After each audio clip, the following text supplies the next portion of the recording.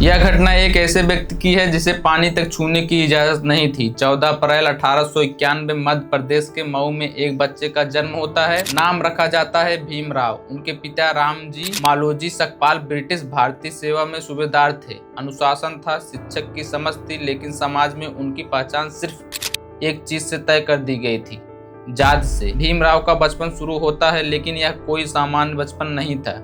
जब वह पहली बार स्कूल जाते हैं तो उन्हें बाकी बच्चों के साथ बैठने नहीं दिया जाता था। शिक्षक उनकी जात देखकर भेदभाव करते थे। छोटे से भीमराव चुपके से कोने में बैठ जाते थे।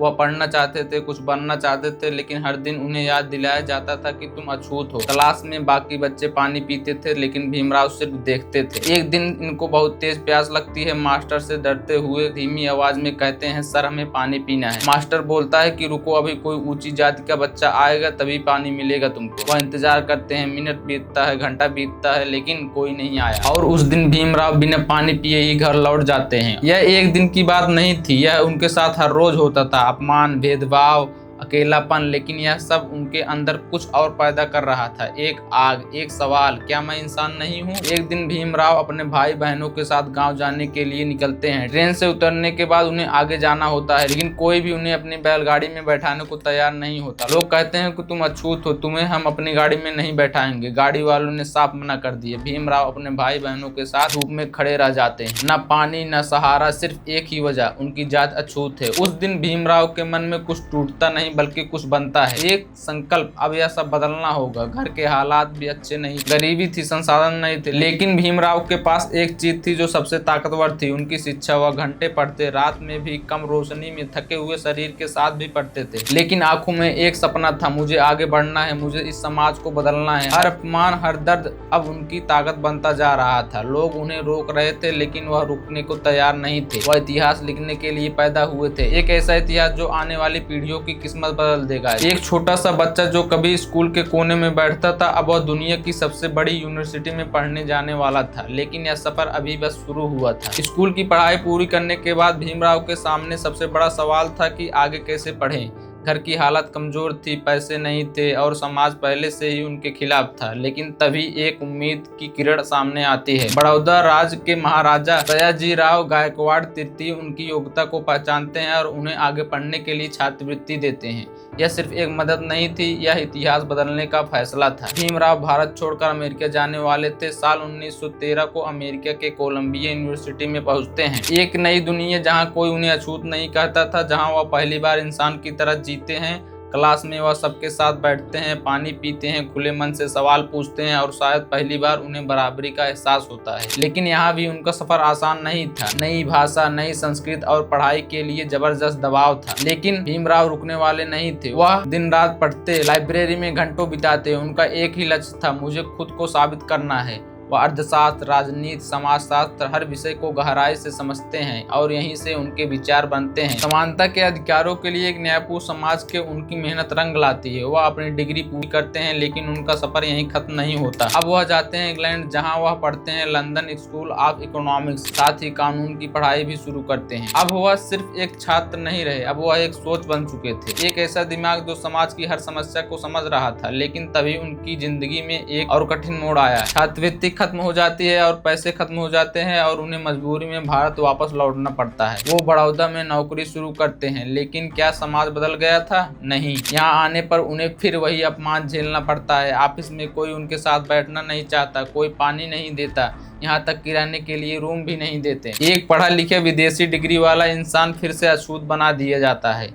एक रात उन्हें अपने कमरे से निकाल दिया जाता है, सिर्फ इसलिए क्योंकि उनकी जाति पता चल जाती है। उस रात भीमराव अकेले बैठे होते हैं, आंखों में दर्द है, लेकिन इस बार वह कमजोर नहीं पड़ते, बल्कि एक फैसला लेते हैं, अब मैं सिर्फ अपने लिए नहीं समाज के लिए भी लड़ूंगा। वह समझ चुके थे कि शिक्षा से खुद को बदल सकते हैं, लेकिन समाज को बदलने के लिए संघर्ष करना होगा। और यहीं से शुरू होती है एक आंदोलन की नई आवाज, जो आगे चलकर करोड़ों लोगों की आवाज बनेंगे। एक इंसान जो अब सिर्फ भीमराव नहीं रहा, वह बन रहा था एक नेता, एक विचार, क्रांति। और आगे वही इंसान भारत के संविधान की नींव रखने वाले थे। लेकिन उससे पहले उन्हें समाज से सीधे टक्कर लेनी थी। अब तक भीमराव अन्याय को देख रहे थे, समझ रहे थे, लेकिन अब समय आ गया था समाज से सीधे टक्कर लेने की। भारत लौटने के बाद भीमराव अम्बेडकर सिर्फ एक पढ़े लिखे व्यक्ति नहीं थे, वह एक आवाज बन चुके थे, एक ऐसी आवाज जो उन लोगों के लिए उठ रही थी जिन्हें सदियों से दबाया गया था। वह समझ चुके थे कि समाज को बदलने के लिए सिर्फ पढ़ाई काफी नहीं है, लड़ाई भी लड़नी पड़ेगी। और यहीं से शुरू होता है उनका सामाजिक आंदोलन। 1920 के आसपास भीमराव ने लेख लिखने शुरू किए, अखबार निकाले, लोगों को जागरूक करना शुरू किया। वह कहते थे जब तक तुम खुद नहीं जागोगे कोई तुम्हें हक नहीं देगा।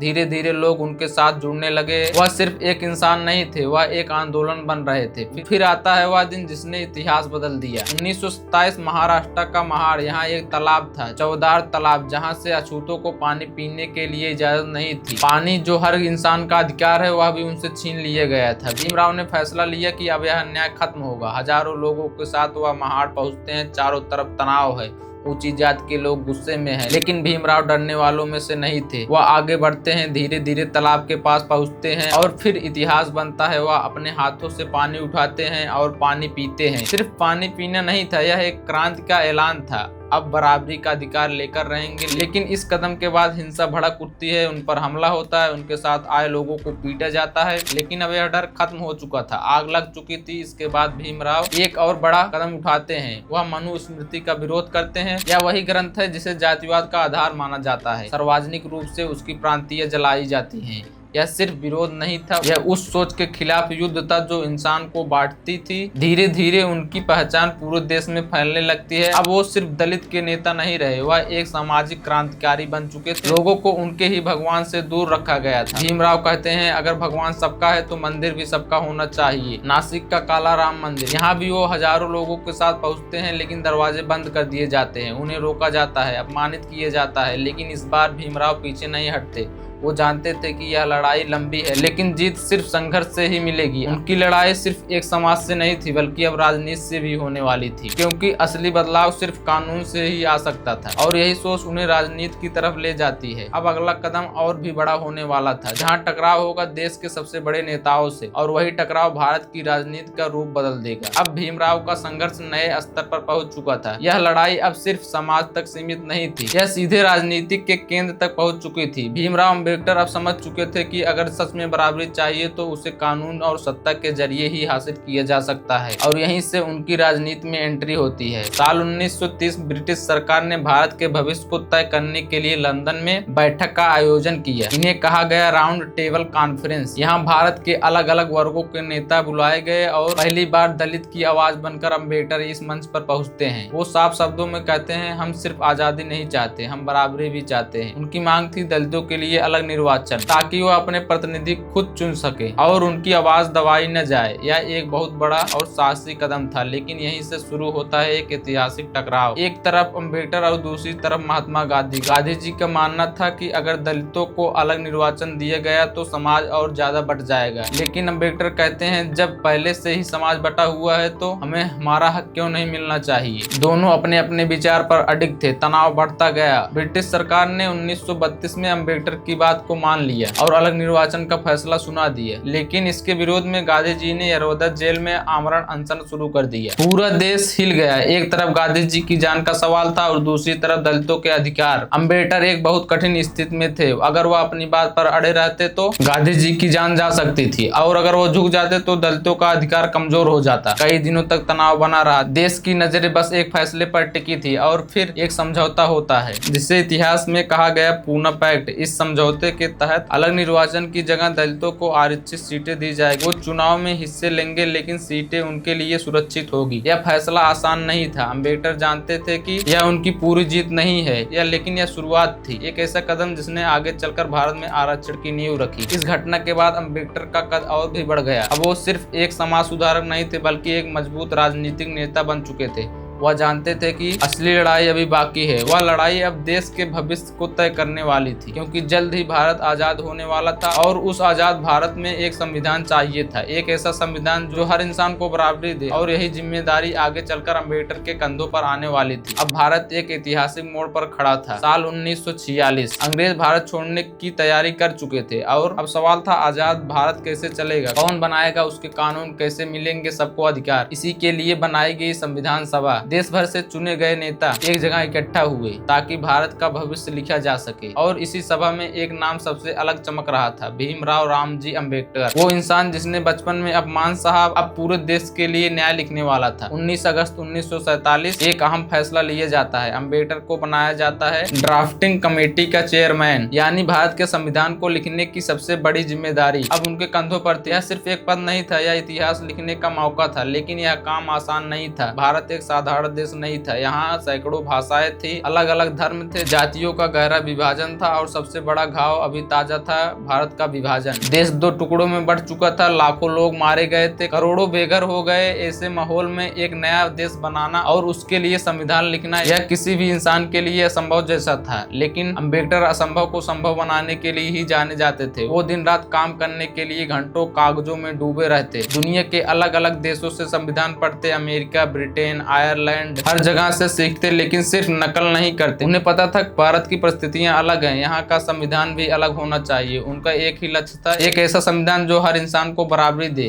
सभा में बहस होती थी, कई नेता अलग अलग विचार रखते थे। कोई चाहता था कि केंद्र मजबूत हो तो कोई राज्यों को ज्यादा अधिकार देना चाहता था, कोई धर्म के आधार पर बात करता था तो कोई भाषा के आधार पर। लेकिन हर बहस के बीच अम्बेडकर खड़े होते थे, शांत, तर्क और पूरी स्पष्टता के साथ। वो कहते, राजनीतिक लोकतंत्र तब तक नहीं सबल हो सकता जब तक सामाजिक लोकतंत्र नहीं होगा। उनकी सबसे बड़ी प्राथमिकता थी समानता, और इसी सोच से उन्होंने संविधान में फंडामेंटल राइट अब हर नागरिक को मिलेगा, बराबरी का अधिकार, स्वतंत्रता का अधिकार और सबसे बड़ा फैसला, छुआछूत को पूरी तरह खत्म कर दिया है। जो दर्द उन्होंने खुद झेला था उसे उन्होंने कानून से मिटा दिए।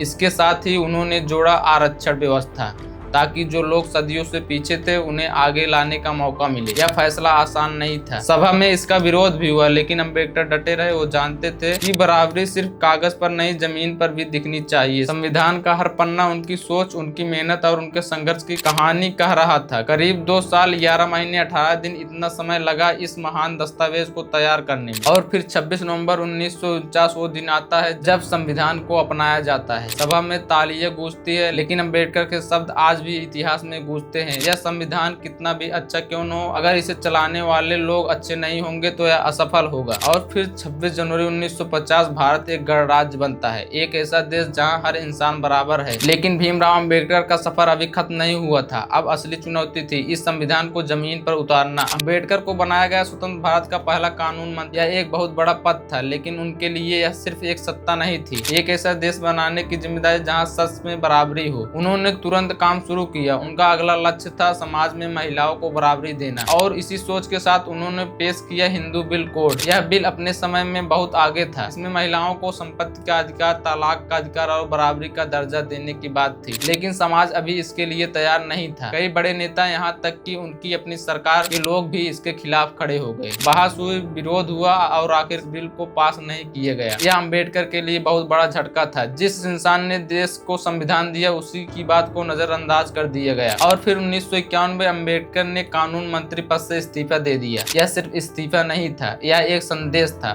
कि वो अपने सिद्धांतों से समझौता नहीं करेंगे। अब उनका ध्यान सिर्फ समाज सुधार की तरफ गया। उन्होंने महसूस किया कि जब तक समाज की सोच नहीं बदलेगी तब तक कानून पूरी तरह काम नहीं करेगा। और फिर उन्होंने एक बहुत बड़ा फैसला लिया, धर्म परिवर्तन। साल 1956 में अम्बेडकर ने अपनाया बौद्ध धर्म। हजारों लाखों अनुयायियों के साथ उन्होंने हिंदू धर्म छोड़ दिया। उनका मानना था कि बौद्ध धर्म में ही उन्हें समानता का अधिकार और सम्मान दे सकता है। यह कदम सिर्फ धार्मिक नहीं था, यह एक सामाजिक क्रांति थी। अब उनकी पहचान सिर्फ एक नेता की नहीं रही, वह एक आंदोलन बन चुके थे। लेकिन उनका स्वास्थ्य धीरे धीरे कमजोर होता जा रहा था। साल 1956 6 दिसंबर दिल्ली में इस महान व्यक्ति का निधन हो जाता है। पूरा देश शोक में डूब जाता है, लेकिन उनका सफर यहीं खत्म नहीं हो गया। आज भी जब हम अपने अधिकारों की बात करते हैं, जब हम अपनी बराबरी की मांग करते हैं, तो कहीं न कहीं उसके पीछे अम्बेडकर की सोच होती है। एक ऐसा इंसान जिसने अपमान को ताकत बनाया। कहानी यहीं खत्म नहीं होती, क्योंकि भीमराव रामजी अम्बेडकर सिर्फ एक इंसान नहीं थे, वो एक विचार थे, एक ऐसी सोच जो समय के साथ और मजबूत होती चली गई। उनके जाने के बाद देश बदलता रहा, सरकारें बदलती रही, लेकिन उनका लिखा हुआ संविधान आज भी इस देश की नींव बना हुआ है। हर बार जब कोई इंसान अपने अधिकार की बात करता है, जब कोई अन्याय के खिलाफ खड़ा होता है, तो वह कहीं न कहीं अम्बेडकर की सोच जिंदा होती है और देश ने भी उनके योगदान को समझा। साल 1990 भारत सरकार ने उन्हें दिया भारत का सर्वोच्च नागरिक सम्मान, भारत रत्न। यह सिर्फ एक सम्मान नहीं था, यह उस संघर्ष की पहचान थी जो उन्होंने पूरी जिंदगी लड़ा। आज उनकी तस्वीर सिर्फ किताब में नहीं है, बल्कि हर उस दिल में है जो बराबरी में विश्वास रखता है। स्कूलों में, कॉलेजों में, संविधान की किताबों में, हर जगह उनका नाम गूंजता है। लेकिन सवाल यह है कि क्या हमने अपने सपनों का भारत बना लिया है? क्या आज भी हर इंसान को बराबरी मिल रही है? क्या समाज में भेदभाव पूरी तरह खत्म हो चुका है? शायद नहीं। और यही वजह है कि अम्बेडकर आज भी प्रासंगिक हैं।